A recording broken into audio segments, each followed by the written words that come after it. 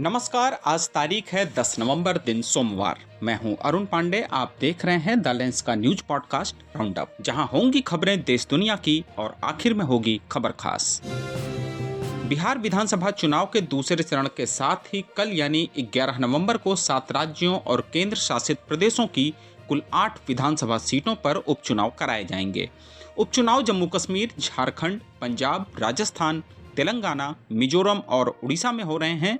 जम्मू कश्मीर में उमर अब्दुल्ला विधानसभा चुनाव में बडगाम और गांदेरबल दोनों सीटों से विजयी हुए थे। बाद में उन्होंने बडगाम सीट छोड़ दी थी, इसलिए वहां चुनाव हो रहा है। नागरोटा सीट पर भाजपा नेता और विधायक देवेंद्र सिंह राणा के देहांत के बाद वह सीट खाली हो गई थी। राजस्थान की अंता सीट पर उपचुनाव भाजपा नेता कंवर लाल मीणा को 2005 के एक मामले में दोषी ठहराए जाने और अयोग्य घोषित होने के बाद हो रहा है। पंजाब के तरनतारन में आप विधायक कश्मीर सिंह सोहाल के जून में निधन के चलते उपचुनाव कराया जा रहा है। वहीं बिहार विधानसभा के दूसरे चरण में 20 जिलों की 122 सीटों पर वोटिंग होगी।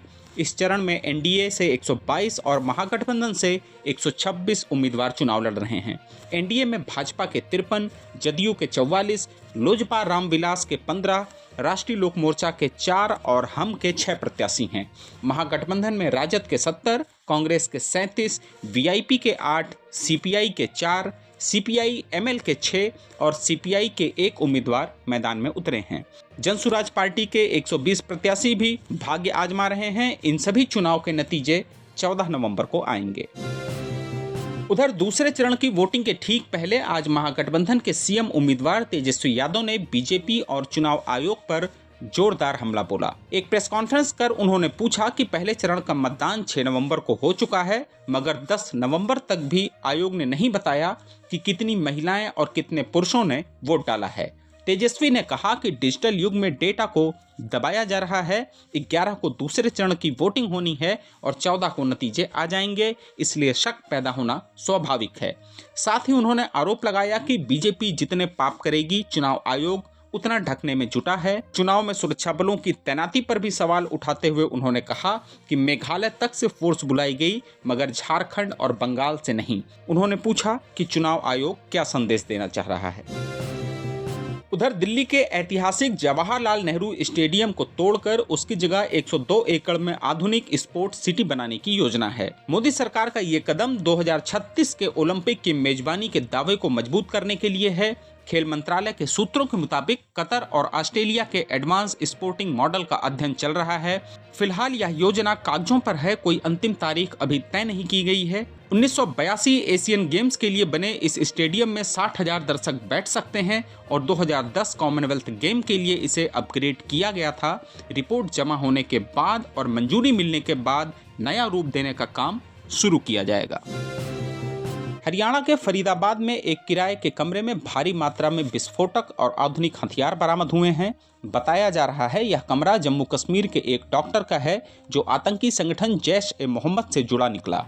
जम्मू कश्मीर और फरीदाबाद पुलिस के संयुक्त ऑपरेशन में बड़ा आतंकी नेटवर्क उजागर होने की आशंका है। मामला 7 नवंबर को उत्तर प्रदेश के सहारनपुर से शुरू हुआ था, जहां डॉक्टर आदिल अहमद को श्रीनगर में आतंकी पोस्टर लगाने के शक में पकड़ा गया था। अनंतनाग का रहने वाला यह डॉक्टर सहारनपुर के एक निजी अस्पताल में काम करता था।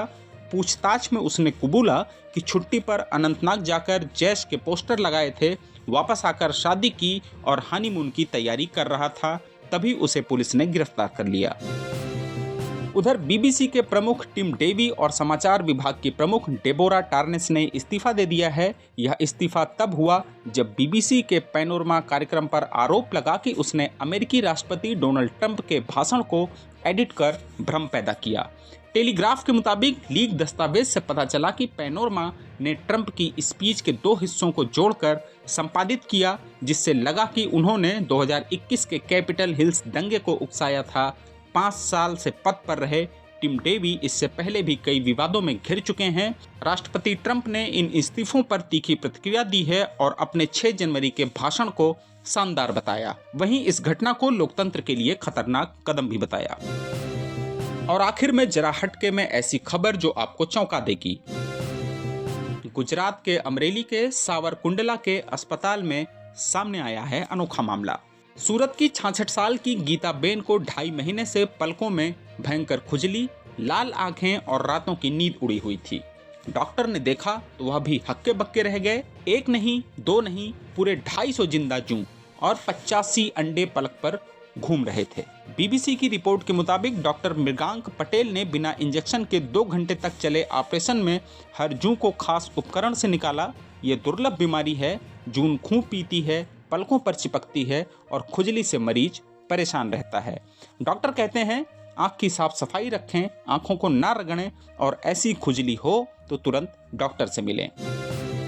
तो आज के लिए बस इतना ही। कल होगी फिर मुलाकात नई खबरों के साथ। खबरों को विस्तार से पढ़ने के लिए विजिट करिए हमारी वेबसाइट thelens.in। यूट्यूब के अलावा हमारे पेज को एक्स, फेसबुक और इंस्टाग्राम पर भी फॉलो करें। शुक्रिया।